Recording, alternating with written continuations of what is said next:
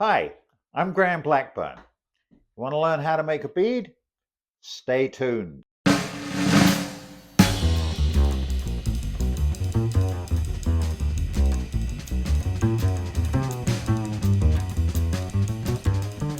Hi. You know, for centuries, literally centuries, people have been making beads using beading planes. Here's a beading plane, and I'll show you what it does.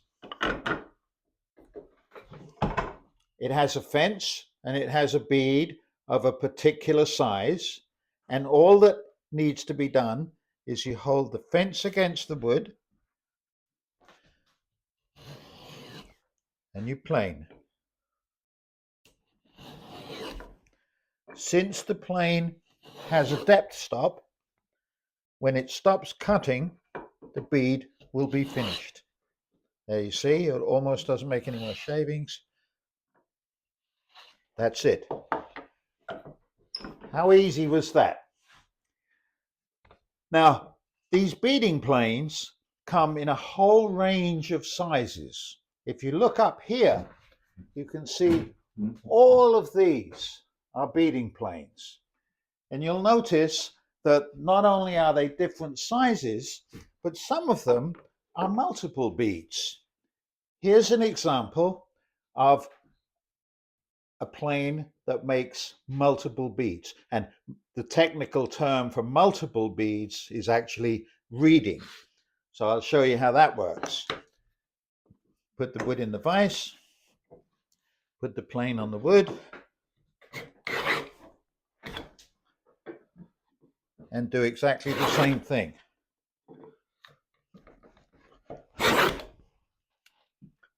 One more pass, or maybe two more passes.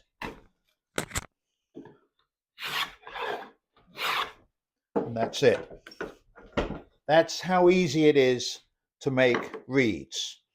Now, despite all these different planes that allowed you to make different size beads and put them in different places, at the end of the 19th century, Stanley, the great inventor of metal woodworking tools, came out with something that they called a beader.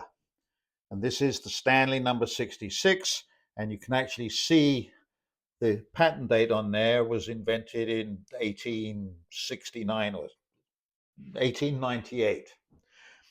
What this does is something a little easier than the plane. It comes with a whole series of different blades. I'll show you the blades here. And if you look carefully, you can see each one of these cuts a slightly different shape.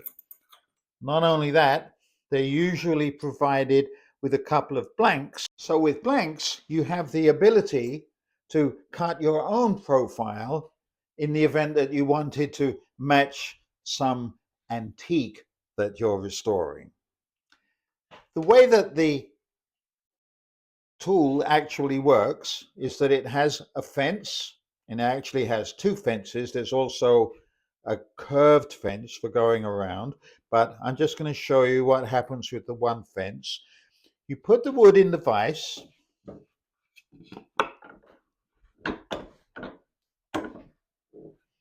and very gently, making sure that the fence is against the work, you come back. And as you can see, what's happening here, bit by bit, the tool makes, in this case, a pair of reeds. Now, despite the fact that you might not have a lot of beading planes, although they're still pretty easy to find, and despite the fact that you might not have an antique Stanley beading tool, and even though there are current manufacturers who make them for several $100s, there's something else you can do that's even easier and even cheaper. And that's known as a scratch stock.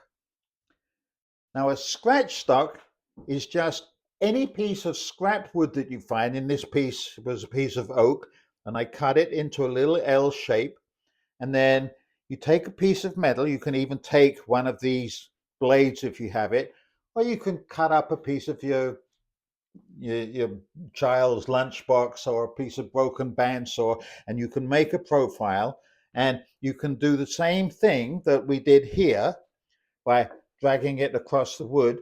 But this actually has another advantage in that it can make curved beads. Let me show you a couple of examples of that. Here's a piece of round wood, right? And the way this was done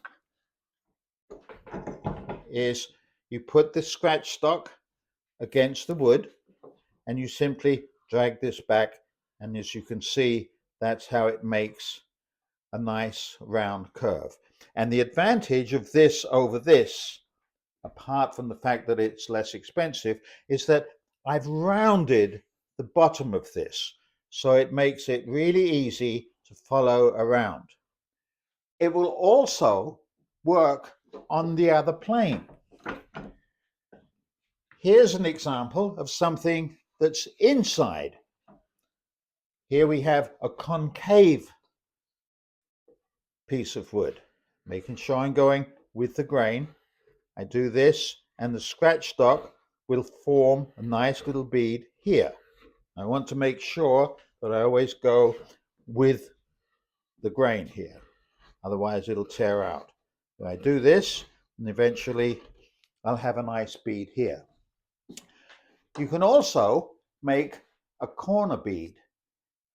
The first bead I showed you was technically called just an edge bead. But if you also bead the other adjacent surface, you get a corner bead.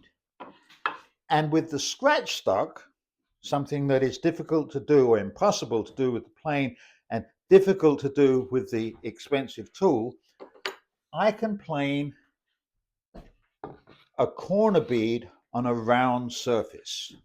If you look closely, I can hold it this way, so I can come all the way around because I've rounded this part. And now I can turn it on the other side and I can plane this.